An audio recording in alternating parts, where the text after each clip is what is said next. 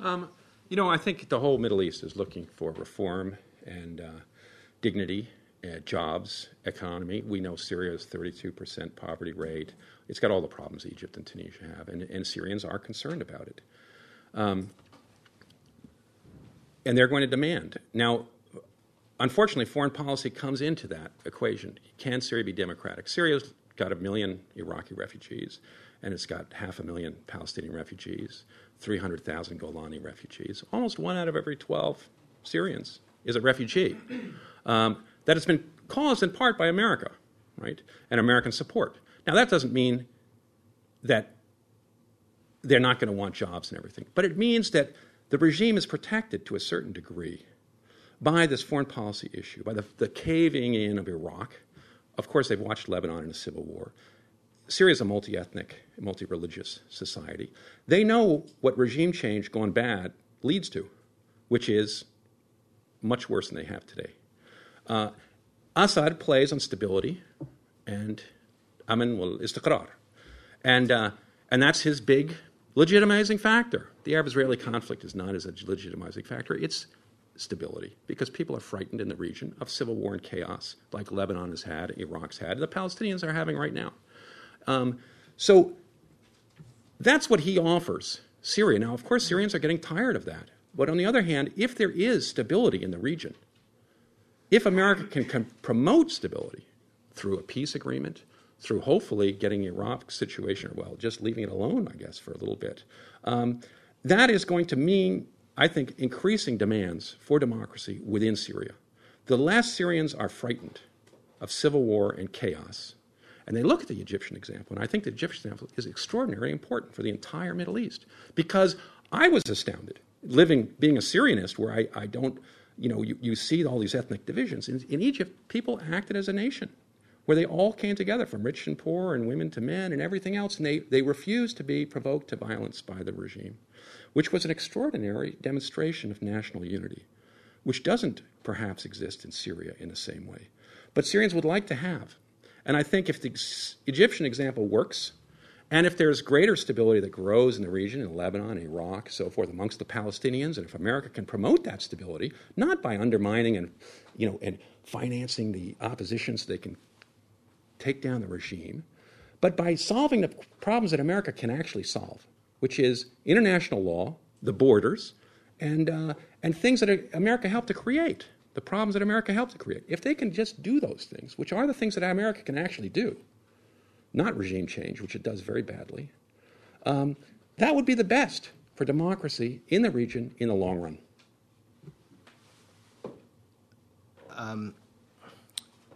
Bashar has a problem. The way he consolidated his regime following the isolation campaign of the West and the United States, following the withdrawal from Lebanon, was Gamal Abdel Nasser's old saying, "No voice louder than the cry of battle." And it had happened in the summer of 2006. We all watched it when we were in Syria, and there were more Hezbollah flags than Syrian flags, literally. And so what that saying means is, okay, we have all these internal problems, but put them aside until the external problem with the enemy is solved. Well, of course, it hasn't been solved. And Bashar has a problem because the winds of change that are sweeping over the Middle East right now don't have to do with that. It has to do with the lack of change, reform, and any kind of sense of respect for human rights and democracy and rule of law. And this is where it becomes very problematic because President Assad doesn't want to talk about this, and it becomes very difficult. Also, now he has made some gestures here, there, and everywhere concerning some release of some activists. Also, for example, talking about issuing a political parties law. We've been waiting for 10 years for that. NGO law, Asma al-Assad's project. How many years? 9. I mean, this is about bullshit. It's about not doing anything. It's about stasis. Now, we have a choice as the United States. We can either pretend it's not happening and just ignore it and talk to them about what they want to talk about, or we can talk to them and say, look, we're going to have a conversation about this. And this is why it's in your interest. I'm not saying you have to do it like the Bush administration. But you're going to have a conversation about it.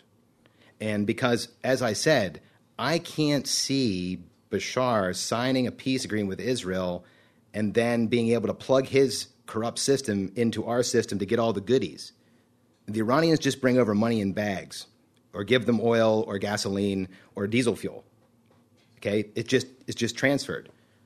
You know, those of you who have retirement funds and savings, I mean, would you want it to go to Syria as it is today? No, you wouldn't, and it's not going to come.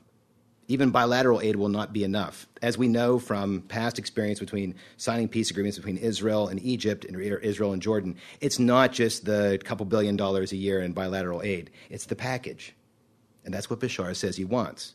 In order to plug into that package, he has to change.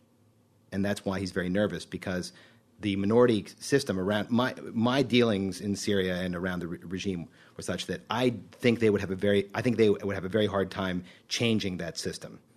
It's very difficult to cut through that kind of corruption. But if he's going to find a way out with the West, I think he's going to have to start trying now. And I don't see why we shouldn't be talking to him about it. Perhaps we will see President Assad launch some reforms, and then that begs the question: well, how are we going to just be satisfied if he passes a law, or is it implemented, or if the executive instructions are issued, or if the law meets the constitutional requirements of the court? I mean, there's a lot of ins and outs to this. So, anyways, that's it. Matt, do you still have a question? All right.